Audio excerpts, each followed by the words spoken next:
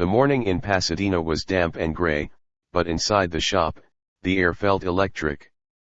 Robert watched as the students from the local college carefully measured the alignment of the grid's main housing units.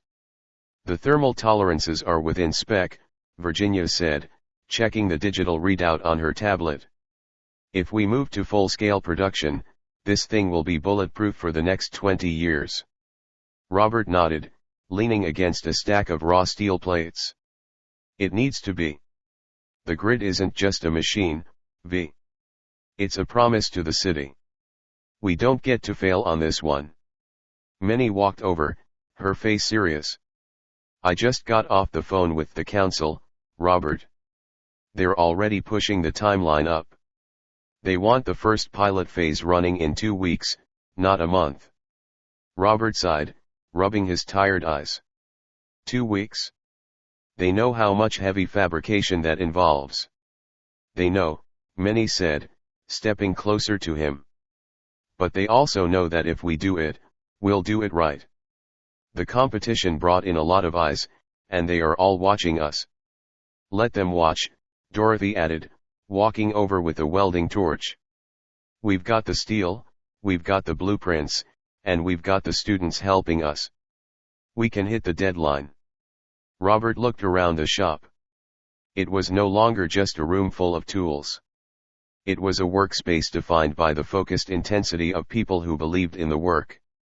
It felt like the beginning of the empire he once had, but without the rot at the foundation. "All right," Robert said, straightening his posture. "We move to double shifts. We use the fabrication floor for the main housing and the assembly area for the power modules." He turned to the students. "Listen up. You want to see how a project of this scale comes together? You are looking at it? This is engineering without the corporate padding. This is the real thing." As the day progressed, the Pasadena shop became a symphony of sparks and focused movement. Robert stepped back to observe. He saw Virginia guiding the data streams, Minnie managing the supply chains, and Barbara overseeing the logistics. The ghosts of his past. The men who wanted to bury his legacy felt miles away. He was no longer running. He was building. And in the heart of a city that had once pushed him aside, he was laying the tracks for a future that was entirely his own design. The shop lights hummed, a steady, reassuring sound.